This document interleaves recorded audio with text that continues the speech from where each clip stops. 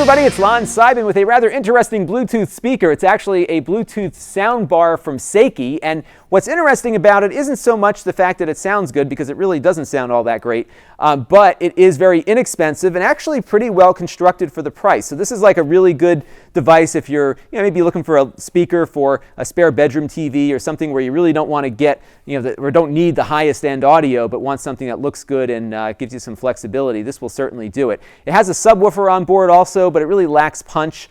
So I wouldn't buy it for the sound quality, but I would buy it for the price if you're looking for something like this and don't want to spend a lot of money. Now what it can do is it can be connected to an analog audio device like a CD player, a television, even a MP3 player using the RCA analog adapters here. It's got an 1/8 inch line-in adapter as well as optical in, so you have a lot of options for connecting devices up to it. It also has Bluetooth, so you can connect any Bluetooth audio capable device like an iPhone to it pretty easily and be able to stream music wirelessly to the speaker, provided that device is in range. And then on the side here, I don't know if you can see, but you have the ability to plug in a USB stick or a memory card with MP3 files loaded on, and you can get all that going as well. It does have a clock. I haven't figured out how to set that yet, so it's another blinking. At least it doesn't blink, right? It's always reading 12 something.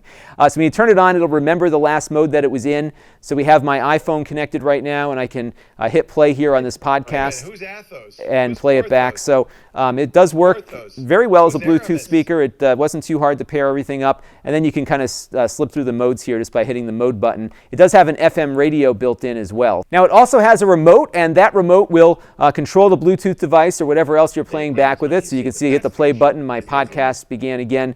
You can also adjust the bass and the treble with it and all that sort of stuff, and switch modes and all that sort of thing. So pretty complete product for $80. It certainly feels a lot better than you'd expect it to be for a product that's really aimed at the low end of the market. It doesn't sound great, but it probably sounds better than your TV would.